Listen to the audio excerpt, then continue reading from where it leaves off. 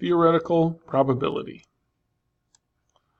All right, our vocabulary today is mostly straightforward, but can be a little bit tricky. So make sure you are straight on these.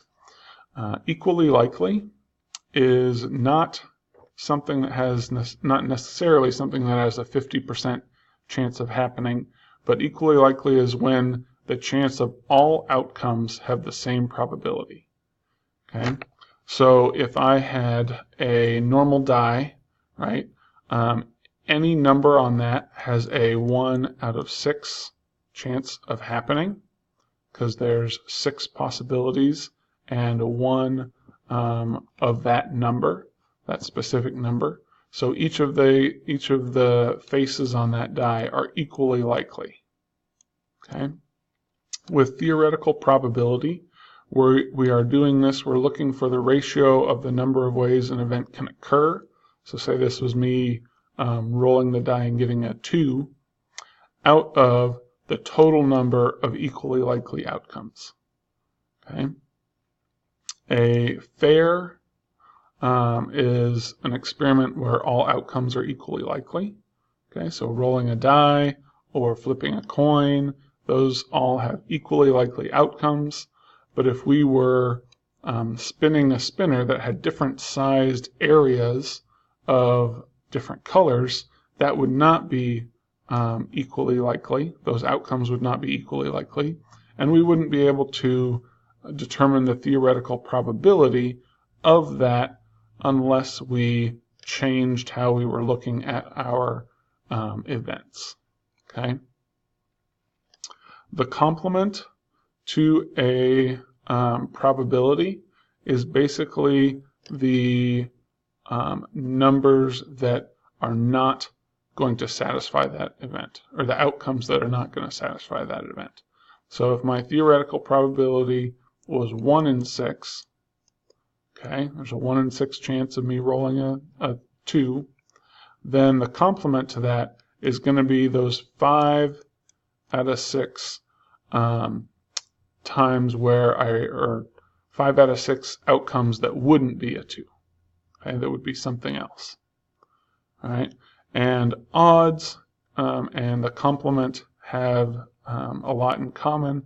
So where theoretical probability is the number of events that satisfy what you're looking for out of the total possible, odds is the number of events that satisfy what you're looking for, so I'd still have 1, but then compared to the number of events that don't satisfy your event, all right, or the complement.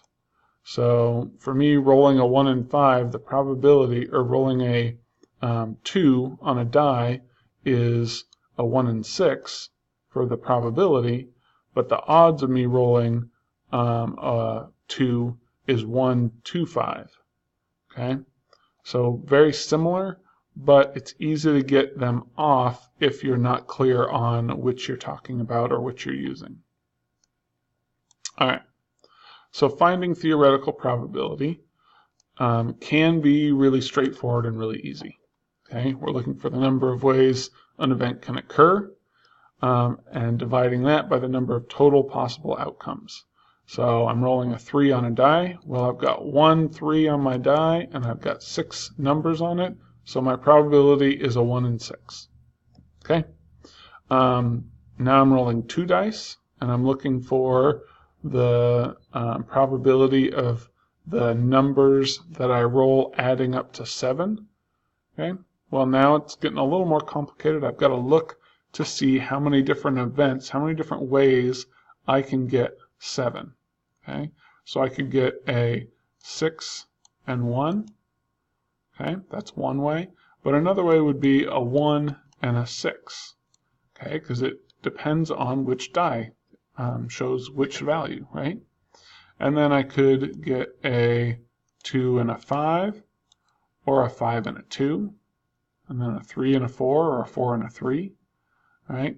So adding all those up, there are 6 different ways, 6 different combinations of me getting 7. So I'd have 6. And then the total number of outcomes, total number of rolls I could make, would be 6 on each die, or 6 times 6, so 36. Okay, and then my probability I can simplify to actually 1 out of 6. Okay, we can do this again with 10. Basically, you're doing the same thing, right? 2 dice, so it's going to be out of 36. And you're looking for the ways I can make a 10. Well, I can do 6 and 4, or 4 and 6, and 5 and 5. Okay, but there's only one 5 and 5 because I can't have a 5 and 5 and then a 5 and 5. Right? It's the same event. So in this case, I'm going to have 3 outcomes that would satisfy me getting a 10, and I can simplify that to 1 out of 12.